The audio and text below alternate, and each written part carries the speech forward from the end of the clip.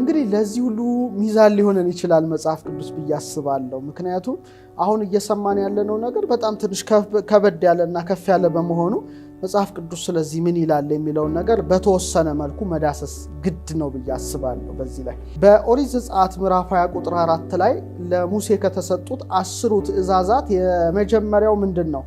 በላይ በሰማይ ካለው ይላል። ስለዚህ ሰማይ አለ፣ በታችም በምድር ካለው ይላል። በምድር ላይ አለ፣ ከምድርም በታች ይላል።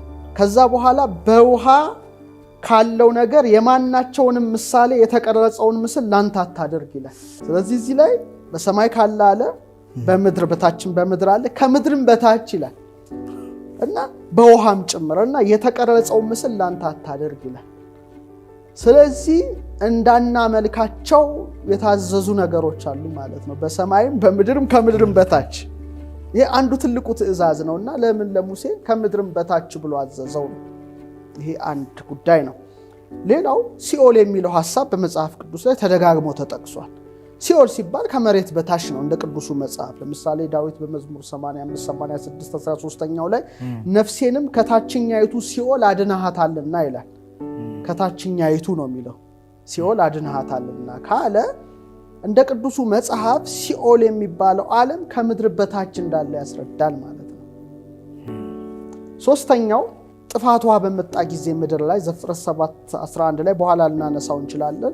በዚያው ቀን የታላቁ ቀላይ ምንጮች ሁሉ ተነደሉ ይላል። ስለዚህ ከምድር በታች ያለ ውሃ ወጥቷል ማለት ነው። አሁን እኛ ውቅያኖስ ነው የምንለውና ከምድር በታች ያለ ከውቅያኖስ በታች ያለ ውሃ አለ ማለት ነው ሌላ። ስለዚህ እነሱ ሁሉ ወጥተዋል ነው የሚለው። ከላይም ወርዷል ከታችም ወጥቷል። ስለዚህ ታች ላይ እኛ ከምናስበው በላይ ነገር እንዳለ ቅዱሱ መጽሐፍ ያስረዳል። ሌላው በጣም ትልቁና ወሳኙ ነገር በተለይ ኢትዮጵያ መተርጉማን በዚህ ጉዳይ ያሉትና የጻፉት በኋላ ኢትዮጵያን ሐሳብ ብቻ ባነሳው ቅዱስ ጳውሎስ በፊልጵስዩስ 2:10 ላይ በሰማይ ይላል በምድር ከምድርም በታች ያሉት ሁሉ በኢየሱስ ክርስቶስ ስም ይንበረከኩ ዘንድ ይላል። በሰማይ አለ which is angels መላእክት ናቸው። በምድር አለ እኛ ነን። ከምድርም በታች ያሉት ይንበረከኩ ዘንድ ይላል። ይንበረከኩ ለሱ ነው እኮ ይሰግዳሉ ነው። በላይ ከምድር በታች ማለት ነው። እለታይተ ምድር ይላል ግዙ ከምድር በታች። ይሄን ሲተረጉሙ ሊቃውንቱ ያስቀመጡትን በኋላ አመጣለሁ። ሌላው እንደዚሁ ራእይ 5:13 ላይ በሰማይና በምድር ከምድርም በታች በባህር ላይ ያለ ፍጥረት ሁሉ በእነርሱ ውስጥ ያለ ሁሉ ይላል ቅዱሱ መጽሐፍ እንዲያደርጎ ነው ያስቀመጠው። ስለዚህ ሰማይና ምድር ብቻ አይደለም ነው፣ ከምድርም በታች ይንበረከክ አካል አለ እኮ ማለት እኮ ነው።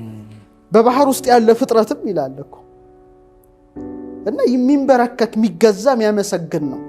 ስለዚህ በላይ በሰማይ አሁን ባለንበት ምድር ወለታይተ ምድር ማለት ከምድርም በታች ብሎ ያስቀምጣል እንግዲህ መጽሐፍ ቅዱስ። ስለዚህ ምንድነው እያለ ያለው? አታምልካቸውም ይላል ከምድር በታች። በጣም በጣም በጣም ወሳኝ ጉዳይ ነው መጽሐፉ ያነሳው። ይህን ሁሉ ማየት ያስፈልጋል ነው ቅዱሱን መጽሐፍ ስናነበው ስነ ፍጥረትን ስንመረምር።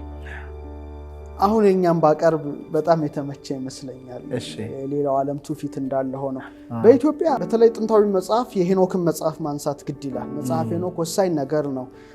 ፈለከ ፈለካትን ወይ ሰማየ ሰማያትን አየራ አየራትን ብቻ ሳይሆን ከምድርም በታች ስላለ ነገር ራሱን ችሎ የሚናገር በመሆኑ በተለይ በመጽሐፍ ሄኖክ ላይ ከመላእክት ሩፋኤል ቅዱስ ሩፋኤል ከእግዚአብሔር ታዞ ውጊያ ያስተማረውን አዛዜል የተባለውን እጁን እግሩን አስሮ ዱዳኤል በምትባል ቦታ የነበረችውን ምድረ በዳ ከፍቶ ጨለማ ውስጥ እንዳሰረው ይጽፋል። እንግዲህ ከታች ማለት እኮ ነው። ምድረ በዳውን ከፍቶ ከታች አስቀምጦታል ይላል። በላዩም ጠማማ ሻፎ ደንጊያ እንደገጠመበት ሄኖክ ጽፏል። ይሄ በጣም ወሳኝ ጉዳይ ነው የጻፈው። ይህ ብቻ ሳይሆን ጨለማን አልብሶታል፣ ለዘላለም አስሮታል፣ ብርሃንን እንዳያይ አድርጎታል። በመጨረሻው ቀን ከዛው ወጥቶ ወደ ገሃነም እንደሚጣል ነው ሄኖክ የጻፈው። ስለዚህ ከምድር በታች የታሰሩ እንዳሉ ማወቅ ግድ ይላል ማለት ነው።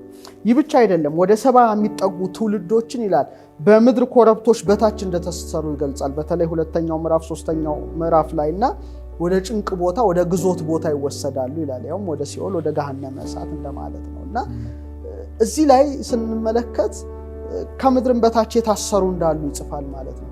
በስነ ፍጥረት መጻሕፍት ላይ ደግሞ አብዛኞቹ በኢትዮጵያ የምናገኛቸው የብራና የስነ ፍጥረት ጽሑፎች ምሳሌ ሳጥናኤል አምላክ ነኝ ብሎ በተገዳደረና ከመላእክት ጋር ተዋክቶ ከተሸነፈ በኋላ የተጣለባቸው 3 ነገሮች አሉ። አዎም ብለው የሰገዱለት ወደ ጥልቁ ገብተዋል ይላል። ታሕተምር ይላል። እንጦርጦስ ይላል። ጥልቅ ገብተዋል። በአየር ላይ ቀረዋሉ፣ በምድር ላይ የቀረዋሉ አይነት ነው ሐሳቡ። የመላእክት ክፍፍል በተደረገ ጊዜ እና ውጊያው በተደርጎ ያው ቅዱስ ሚካኤል ባሸነፈ ጊዜ ወደ ታች ይወረደዋሉ፣ በአየር ላይ የቀረዋሉ፣ የአየር አጋንንት የሚባሉ ምድር ላይ ተበተነዋሉ። ስለዚህ ታቹ ላይ እንጦርጦስ ዘውእቱ መትሕተ ታሕቲት ይላል። የጥልቅ ውስጥ የገቡዋሉ። ስለዚህ የስነ ፍጥረት መጻሕፍት ምድር ዝም ብላ ሳትሆን በቀለጠ አለት የተመላች ብቻ ሳትሆን እነዚህንም ሁሉ መናፍስት የታሰሩባትም ቦታ ናት አይነት ብሎ ይገልጻል ማለት ነው። በተለይ ስነ ፍጥረት መጽሐፍ። ሌላው ትልቅ መጽሐፈ ምስጢረ ሰማይ ወምድር የሚል ኢትዮጵያውያን ሊቃውንት የጻፉት ጥንታዊ የብራና መጽሐፍ ላይ በተለይ ሄኖክን ነው የሚተረጉመው። እዛ ላይ በከመ ሰባቱ ሰማያት ከማሁ ምድርሂ ሰባቱ ይላል። ልክ እንደ እስራኤል ትውፊት ነው። 7 ሰማያት እንዳሉ 7 ምድሮች አሉ ነው የሚለው። በጣም ይገርማል። ይሄም የኛው መጽሐፍ ነው። 7 ምድሮች አሉ ካለ በኋላ ሲዘረዝረው ከምድር በታች በሃኖስ ካለው ተባዕታይ ውሃ የተከፈለ እንስት ውሃ ይላል። እዚህ ላይ በጣም ወሳኝ ጉዳይ ነው ማነሳው። ሄኖክም እላይ ያለውን ውሃ ተባዕታይ ያደርገዋል፣ ከምድር በታች ያለውን ውሃ እንስታይ ውሃ ያደርጋል። ሴትና ወንድ ማለት ነው። እንደዛ ማለት ነው።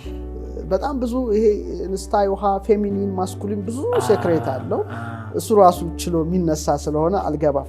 ከዛ በኋላ ወዛቲ ምድር ላይ ለማይ ይላል ያ መጽሐፍ። በተለይ 3ኛው ምዕራፍ ነው። እቺ ምድር እዛ ላይ ናት ይላል። ኦኬ ካለ በኋላ ወመትሕቲሃ ለውቅያኖስ ሃሎ ቀላየ ማይ ግሩም ይላል። ወደ አማርኛ ሲመለስ ግሩም ውሃ ያለበት ደግሞ ጥልቅ አለ ይላል። ሌላ ውሃ ከውቅያኖስ በታች። ይሄ ነገር ለጊዜው ምንድነው? ውቅያኖስ ነው። ከውቅያኖስ በታች ደግሞ ሌላ በጣም ግሩም ውሃ ኬት እንዴት ሊል ይችላል ብሎ ሰው ድሮ ቢያነበው ግራ ሊጋባ ይችላል። የሳይንስም ሰው ቢያነበው እንዲህ አይነት ነገር ተረት ነገር ሊል ይችል ነበረ። አሁን ግን በጣም ቁልፍ ግኝት 2014 ላይ ሳይንቲስቶች አገኙ። ምንድነው ያገኙት? በተለይ ከመሬት ማንትሉ ስር ማለት ነው በጣም ግዙፍ የከርሰ ምድር ውሃ ነው የተገኘው። ከመሬት 660 እስከ 700 ኪሎ ሜትር ማለት ነው። ወደ ታች እኮ 600 እስከ 700 ኪሎ ሜትር ኦልሞስት ከ410 እስከ 435 ማይልስ ርቀት ላይ ከምድር ማንትል ስር የተቆለፈ ግዙፍ ውሃ ነው ሳይንቲስቶች ያገኙት። ማግኘት ብቻ አይደለም፣ ከሁሉም ውቅያኖሶች 3 እጥፍ የሚበልጥ ውሃ ነው እና ምድር ውስጥ ያሉትን ውቅያኖሶች 3 እጥፍ የሚበልጥ ውሃ ነው እና በተለይ ዶክተር ስቲቨን ጆኮብሰን የኖርዝ ዌስት ዩኒቨርሲቲ ምሁር ሲጠቅሱ የሚያመለክተው የምድር ውስጠኛው ክፍል በተጨባጭ መልኩ ከፍተኛ መጠን ያለው ውሃ እንደሚይዝ ነው ይላሉ። ስለዚህ የምድርን ውቅያኖስ 3 እጥፍ የሆነ ውሃ አለ ማለት ነው እና ይህም የኢትዮጵያው ጽሑፍ እንደዚህ ነው የሚለው፣ ከውቅያኖሱ በታች ሌላ ግሩም ማለት እጅግ አስፈሪ ውሃ አለ ነው። ይሄ በጣም አሁን ቅርብ ሪሰንት የተገኘ ግኝት ነው እና ሳይንሱን ሌላው አወጣል። ስለዚህ ቋሚ ነገር ሊኖር አይችልም ነው። ቀጥሎ ይሄ ምን ይላል? ወመትሕቲሃ ኮኩ ይላል። ከዛ በኋላ ደግሞ አለት አለ ይላል። ከውሃው በኋላ እንደኔ እይታ እንግዲህ ምናልባት ከምድር ክረስት በታች ከላይ ገጽ በታች የሚገኘው ማንትል ነው እና 1800 ማይልስ ወር 2900 ኪሎ ሜትር ጥልቀትን ይዘልቃል። በጣም ወፍራም የሆነ ንብርብር ነው። እንደሚታወቀው ጠንካራ አለት ነው። በዋነኝነት ደግሞ የሲሊኬት ማዕድናትን የያዘ ነው። ስለዚህ ምናልባት ይሄንን መጥቀሱ ይሆን ብዬ አስባለሁ በግሌ ማለት ነው። ከዛ ምን ይላል? ወመትሕተ ኮኩ ሲኦል። ከዚህ አለት ቀጥሎ ነው ሲኦልን የሚያስቀምጠው ማለት ነው። አሁን እዚህ ላይ እስቲ ሳይንሱን ከዚህ ሐሳብ ጋር እስቲ እናገናኘው በተወሰነ መልኩ። ምክንያቱም የምድር ኮር ካየነው እምብርቷ በሁለት ክፍሎች ይከፈላል። ኢነር ኮር፣ አውተር ኮር አለ። ውሳጣዊና ውጫዊ ማለት አፋዊ ማለት ወይም ውጫዊ ማለት እንችላለን። ውጫዊ ኮር እንደምታየው ወደ 1800 ማይልስ ወይም ወደ 2900 ኪሎ ሜትር ጥልቀት ጀምሮ ከመሬት በታች ወደ 3500 ኪሎ ሜትር አካባቢ የሚዘረጋ ከማንትል በታች ያለ ነገር ነው። በዋነኛነት ከቀለጠ ብረትና ኒኬል የተዋቀረ ነው። ይህ ብቻ ሳይሆን በውጫዊ እምብርት ውስጥ ካሉት ከፍተኛ ሙቀቶችና ግፊቶች አይረንንና ኒኬልን ፈሳሽ አድርጓቸዋል ማለት ነው። ስለዚህ እንደ እሳት የሚፍለቀለቅ ብለህ ማሰብ ትችላለህ እኮ። ምክንያቱም በጣም ከግፊቱና ከከፍተኛ ሙቀቱ የተነሳው ሲኦል እሳት አይደለም የሚባለው፣ ከእሳት ጋር ስታነጻጽረው ብረቱን ኒኬሉን ሁሉ ፈሳሽ አድርጓቸዋል። አቅልጦ ፈሳሽ ነው የሚፍለቀለቅ የእሳት ባህር ማለት ትችላለህ። ይሄ በጣም ፐርፌክት ሲሆን በጣም በዚህ ደረጃ ነው አንዳንዴ መለከተዋለሁ። ከዛ ግን የውስጥ ኮሩ ጋር ስትገባ ውሳጣው እምብርቱ ጋር ስትገባ የምድር እምብርት ላይ ወደ 3500 ኪሎ ሜትር ጥልቀት ጀምሮ በመሬት መሃል ውስጥ ነው የሚገኘው። በዋነኝነት በጠንካራ ብረትና ኒኬል የተዋቀረ ነው። ከፍተኛ ሙቀት ቢኖርም ውስጣዊ እምብርት ግን በከፍተኛ ግፊት ምክንያት ጠንካራ ነው። እዛ ላይ ደግሞ ጠንካራ ሶሊድ ነው። ያ ሊኩዊድ ነው፣ ይሄ ሶሊድ ነው ውስጡ ደግሞ። ስለዚህ አንዳንድ የሲኦል ሐሳቦችን በተለያዩ የጸሎት መጻሕፍትም ላይ ስትመለከት ወቀጥቀጠ መናስክተ ዘሐጺን የብረቱን መዝጊያ ቀጠቀጠ የሚባል ሰምተህ የዳዊት መዝሙር። ይህም በተመሳሳይ መልኩ እኮ ኮሩን ብትመለከተው ጠንካራ ብረት ነው፣ ኒኬል ነው፣ ሶሊድ ነው። ያውም ደግሞ ከፍ ብለህ ስታይ ደግሞ ይህ ቀልጦ እንደ በጣም ከፍተኛ ሙቀት ነው እንደምናየው ማለት ነው። በጣም ይፍለቀለቅ እኮ ነው፣ ሊኩዊድ ነው። ታች ደግሞ ስትገባ ጠንካራ ብረት ሆኖ ታየዋለህ። እና ይሄ መጽሐፍ እንግዲህ ከአለቱ በታች ሲኦል ነው የሚለው ነገር ምናልባት ማየት ይቻላል። ከዛ በኋላ ወመትሕተ ሲኦል ነፋስ ይላል። ከሲኦል በታች ደግሞ በጣም ኃይለኛ ነፋስ አለ ይላል። ይሄኛው መጽሐፍ ነው፣ ይሄኛው ኢትዮጵያዊ ዶክመንት ሰነዳችን ነው። ካለ በኋላ ደግሞ ወመትሕተ ነፋስ ጸናፌ ጽልመት ይላል። ከነፋሱ በኋላ ደግሞ ከፍተኛ የሆነ የጨለማ ዳርቻ አለ ይላል። እንዲህ እያለ ነው የሚወርደው ማለት ነው። ከዛ በኋላ ምን ብሎ ጽፏል መሰለ? ወእምድኅረዝ ምን ታሎ ለሊሁ የአምር ህቡአቲሁ።